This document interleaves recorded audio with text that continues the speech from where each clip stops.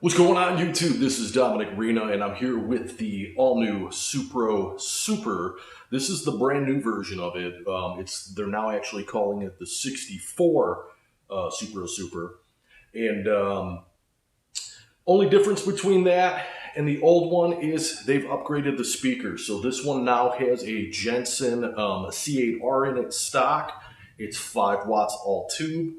112 AX7 in the preamp section, a 6v6 in the power section, and it's got one knob. That's it. It's a volume knob. So you turn it up a little bit, it's clean, you crank it, and it starts to break up. And it's just a very old school sound, 1960s, very, very touch sensitive. I'm just going to go through it, put some tones on it for you guys, and kind of show you what it sounds like. So right now, I am in the low input setting because this particular Strat here has a little bit higher output pickups. You have a high and a low input section. Best way to describe that is if you go in the low section for high output pickups or like humbuckers, and if you're playing on a Telly or a Strat with like a Alnico pickups, then you might want to go in the high section and get a little bit more push.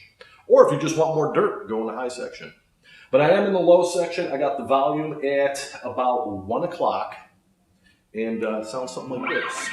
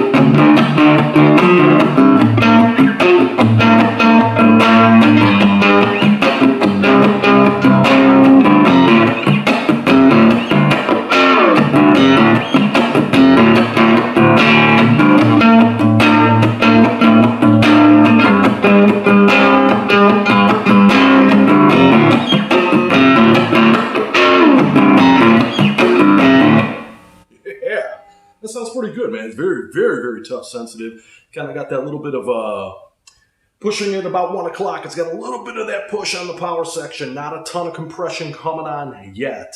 I don't know how well this is picking up on the mic, but I am recording this into a Monoprice Studio Mic that's plugged directly in the camera, sitting on top of the camera.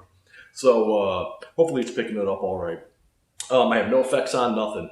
So what I'm going to do is I'm going to back it down a little bit to 12 o'clock, which is going to clean it up quite nicely. You'll hear that right here.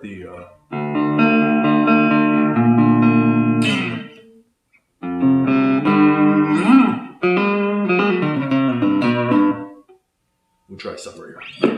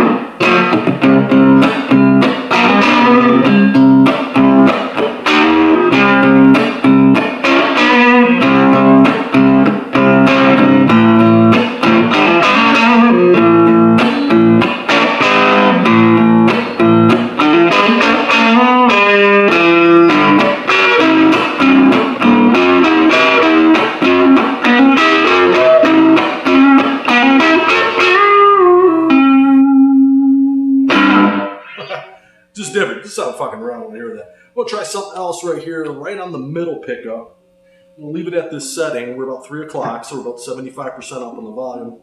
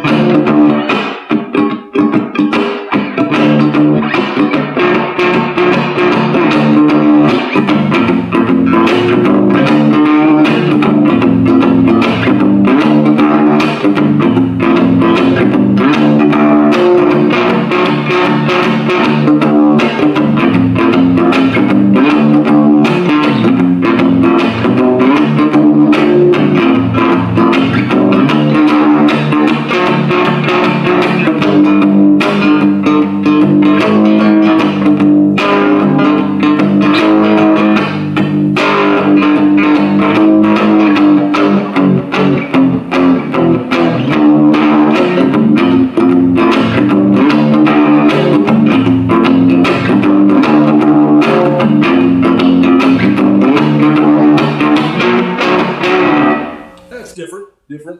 Now what I'm going to do is I'm going to turn it back down.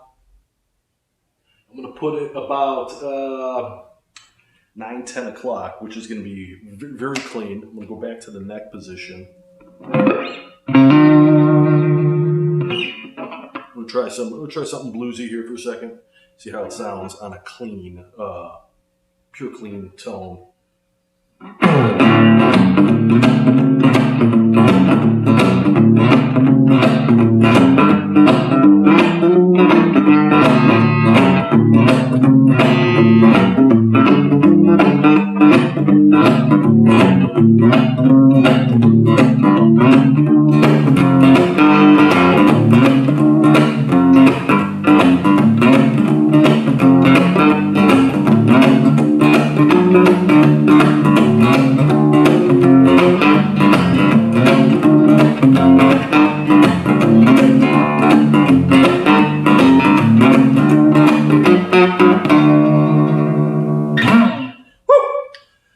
Not too bad. My guitar's starting to go out of tune. I'm actually filming this in my garage, and it's hot as shit. So I picked a poor place to do this, and because it's so hot in here, it's starting to throw my strings out of tune. But I just want to kind of give you guys a little taste of the Supro. I really like it. Now, if I had to put some flaws on it, let's talk about the cabinet real quick. I do like the cabinet. The cabinet is a poplar cabinet, so it resonates very well. This little guy is heavy. As you can see, it's not that big, but it weighs 24 pounds. So when I first picked this up, I went, holy cow. I have a solid state 10-inch, 30-watt amp that weighs 15 pounds. Just to give you a kind of example. So this thing's like 10 pounds heavier than that. It's crazy. But extremely great build quality on it. Made in New York City,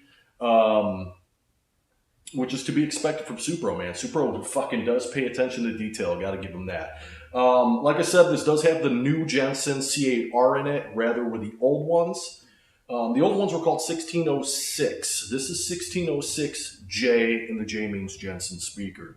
But that's the only difference with it. Also on top of the control panel, it used to say, I don't want to bring the camera over to show you, but it used to say on top of the amp chassis, it used to say Supro Super in cursive. Now it actually has the Supro logo, and then next to it, it says 64 Super. That's the only difference between this and the older model, is that little bit and that speaker. Now, really, at this price point, these things are not cheap. These things are $750 for a 5-watt tube amp with no bells and whistles, a volume knob, and that's it. But in the room and practicing in with it, it is extremely loud for 5 watts. You could probably gig with this and just mic it up, and it would be fine. I'm running no pedals, and I love the tones on it. Just by dialing your volume knob, if you want more clean, you want more grit.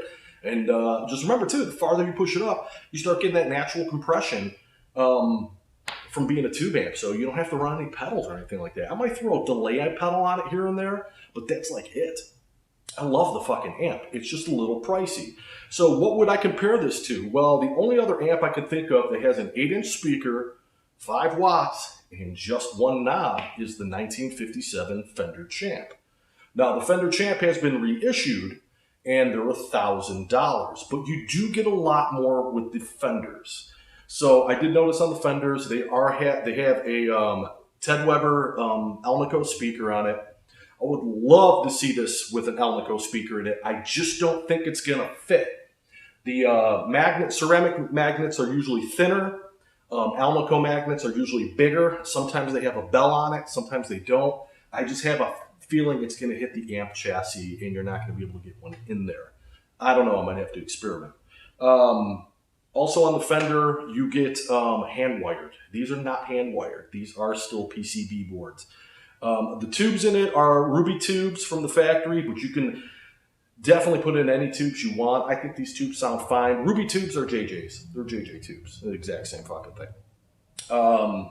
But not having a tone stack on it, you know, bass, middle, treble, or even a tone knob, your basic feed from the guitar, it goes guitar, volume knob, speaker. There's nothing coloring your signal. So changing guitars on it is very noticeable.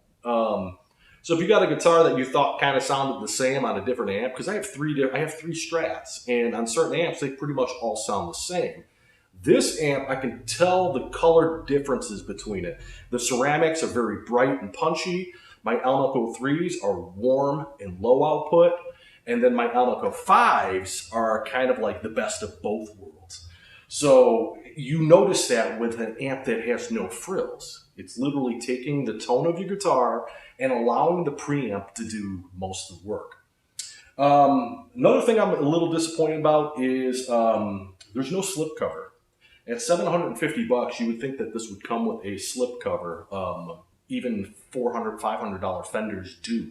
Supro doesn't even make one. I reached out to Supro and asked them, hey, I would like to purchase one. They said, hey, we don't make it for this amp. So that's a shame that I can't put a slipcover on it. So I might have to have somebody make one for me. We'll see. I don't know. But yeah, I'd say that's my only thing, is if you're going to compare it to a Fender Champ, yes, the Champ is $250 to $300 more. That's a big chunk of change, but you are getting a little bit more refinement with the Fender Champ. The tones are night and day.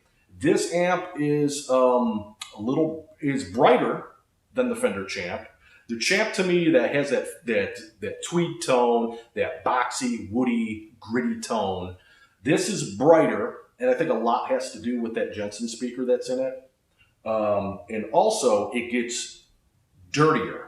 So this amp, cranked all the way, is dirtier than a Fender Champ, where Fender Champ has more of like a fuzz type tone. I love the Champ. I absolutely love it. I would love to own one. But this is a great amp. I have no no complaints on it. Just a little bit nitpicking. No cover, and an okay speaker. You know what I'm saying? I would love to get an Alnico in the back there. I'm going to find out if it fits or not. And it's not hand wired. So that's kind of a disappointment. I don't think Supro has any more hand-wired amps anymore. I think that was just something that was done in the 60s.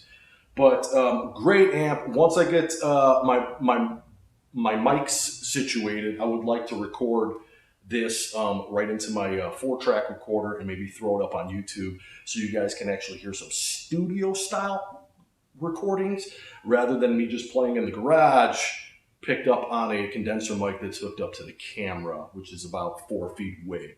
So that's it, guys. Make sure you hit that subscribe button and hit that like button. It helps me out a lot. And if you have any questions about the amp, feel free to leave it in the comments. I'll answer them as soon as I can get to them. Until then, catch you later. Peace and hair grease.